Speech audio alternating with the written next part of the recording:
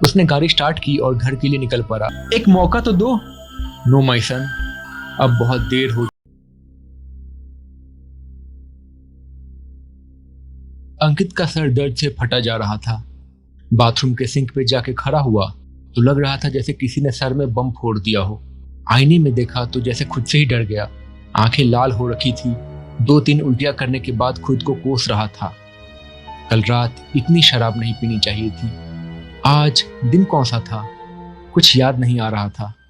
जरा जोर डाला खुद पे तो कुछ बातें याद आई। बॉस ने कल उसे एक गाड़ी के टायर चेंज करने के लिए थोड़ा ओवर टाइम करने को कहा था। फिर काम खत्म करने के बाद वो अपनी गाड़ी में निकल गया और पास की ही एक दुकान से एक सैंडविच और एक बियर की बोतल ली थी। सैंडविच को बियर के साथ नीचे उतार रहा था और हाईवे पे मस्त गाड़ी चला रहा था। मौसम भी अच्छा था। तभी जैसे दूर खुद काले कपड़े में शैतान दिख रही थी। उसके बाद क्या हुआ याद नहीं आ रहा था। उसे बहुत भूख लग रही थी।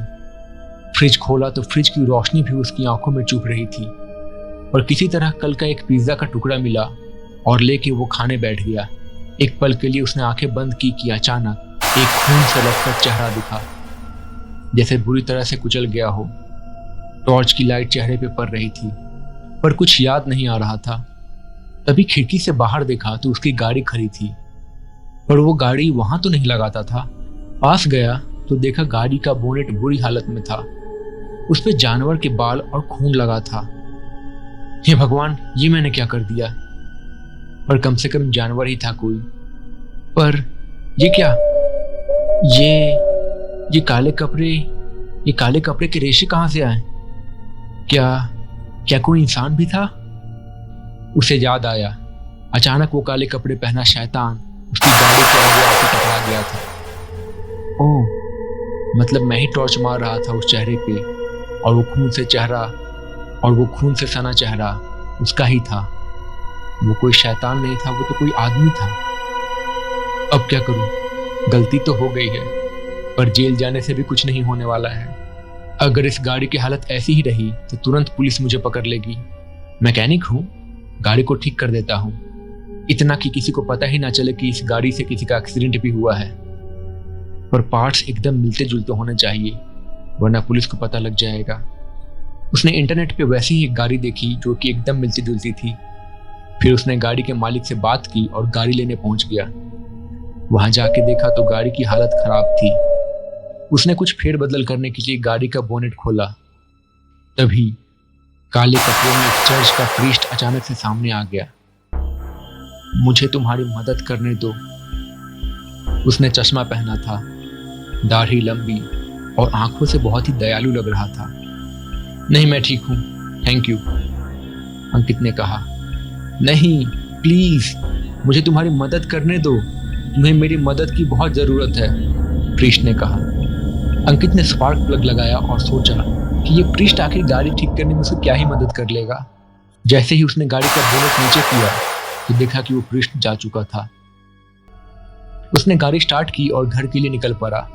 उसने सोचा कि अच्छा रहेगा अगर कोई उसे और उसकी गाड़ी को नोटिस करे अच्छी हालत में। वो एक दुकान पर रुका और उसने कुछ खाने का सामान खरीदा और पेमेंट अपने क्रेडिट कार्ड से की ताकि सबूत रहे कि वो वहां पे था। फिर गाड़ी में बैठा तो गाड़ी स्टार्ट नहीं हो रही थी। क्या खटारा गाड़ी है।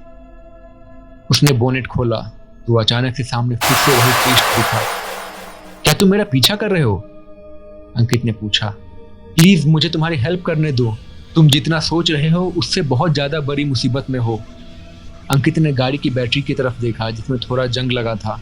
मैं एक मैकेनिक हूँ, मैं ठीक कर लूंगा इसे, मुझे तुम्हारी हेल्प की जरूरत नहीं है, अंकित ने कहा। देखो तुम समझ नहीं रहे हो, तुम टाइम वेस्ट कर रहे हो। वो लोग हेडक्वार्टर में तुम्हारा इंतजार कर रहे हैं। खुद को बचाओ, अपना गुनाह कबूल कर लो, तुम्हारी सजा कम हो जाएगी, उसने कहा। ये आदमी पागल है क्या जो सोच रहा है कि मैं खुद से पुलिस के पास जाऊंगा और अपना जुर्म कबूल कर लूंगा ताकि मुझे जेल हो जाए। भाग जाओ यहाँ से वरना। अंकित ने जैसे ही ये बोलते हुए उसकी ओर देखा, वो आदमी जा चुका था। अब उसे इस प्रीस्ट से थोड़ी घबराहट होने लगी थी। खैर घर जाके 4 बजे तक उसने गाड़ी पे काम किया और अब गाड़ी एकदम पहले की जैसी हालत में थी। कोई नहीं बोल सकता था कि उस गाड़ी का एक्सीडेंट भी हुआ है। अगले दिन काम पे जाते वक्त अचानक से वो प्रीस्ट फिर से उसे सिग्नल पे मिल गया। रेड सिग्नल पे अचानक से वो आ गया।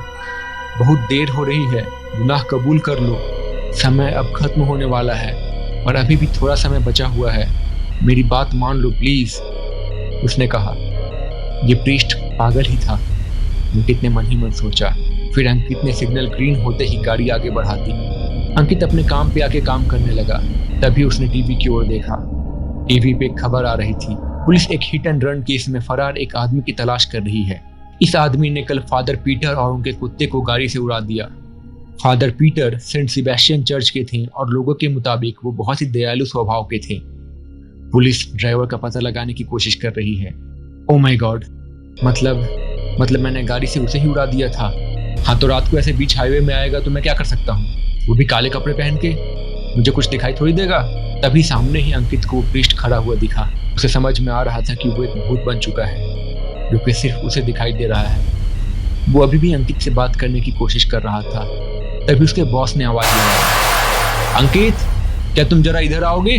अंकित समझ चुका था कि आगे क्या होने वाला था। वो बाहर गया और अंतिम बार अपनी गाड़ी पे नजर डाली। गाड़ी एकदम सही हालत में थी। 2 पुलिस वाले अंकित से मिलने आए थे। मैं इंस्पेक्टर शिंदे और ये इंस्पेक्टर खरे, हम तुमसे कुछ पूछताछ करना चाहते हैं, पुलिस वालों ने कहा। हाँ बोलिए। क्या तुम्हारे पास एक स्कॉर्पियो गाड़ी है जिसका नंबर MH14 BZ8102 है? हाँ, मेरी ही गाड़ी है। कहाँ है वो? अंकित ने पार्किंग की ओर इशारा किया। क्या हमें जरा दिखाओगे? हाँ जरूर, चलिए। उसने मन ही मन सोचा कि गाड़ी तो उसकी एकदम सही हालत में है और गाड़ी देख के उन्हें क्या ही पता चलेगा। वो गाड़ी के पास पहुंचा। गाड़ी देख के उसके होश उड़ गए। गाड़ी ड्राइवर साइड से चिपटी हो चुकी थी और उस पर खून के निशान थे, बिल्कुल वैसे ही जैसे रात को थे। ये तुमने किया है ना? उसने गुस्से में पूछा। नहीं, ये सब तुमने किया है, मैं तो तुम्हारी मदद करना चाह रहा था। तुमने इसे मार दिया। तुमने कल इस पे अपनी गाड़ी चढ़ा दी और फिर तुमने अपनी गाड़ी डिवाइडर से टकरा दी और नीचे खाई में जाके गिर गए।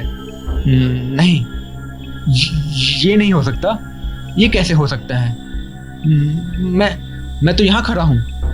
नहीं, तुम यहाँ पे नहीं हो।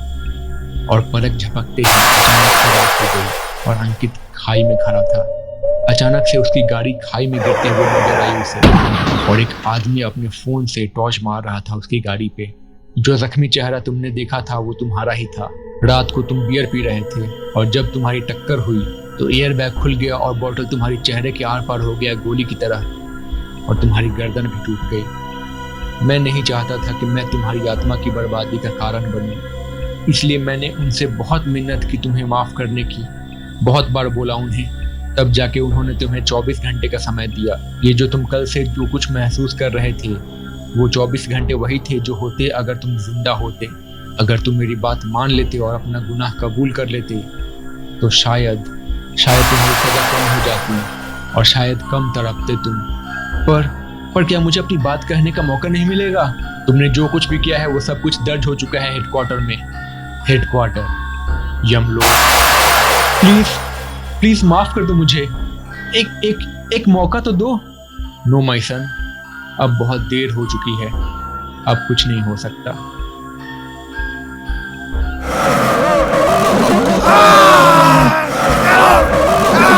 तो दोस्तों, कैसी लगी आपको ये कहानी? अगर आपको ये कहानी पसंद आई है तो प्लीज इसे लाइक करें, अपने दोस्तों के साथ शेयर करें और मेरे इस चैनल को जरूर सब्सक्राइब करें। आपके सपोर्ट से मुझे और भी नए वीडियोस बनाने की हिम्मत मिलती है। कमेंट में लिख के बताएं कैसी लगी ये कहानी और मुझे क्या इम्प्रूव करना चाहिए। और अगर आपके पास भी ऐसी कोई कहानी है तो कमेंट में लिख के मुझे बताएं। हो सकता है अगली कहानी आपकी हो। मैं मिलता हूँ आपसे अगली कहानी के साथ। तब तक के लिए बाय बाय। अपने घरों में रहें और सुरक्षित रहें। Bye bye.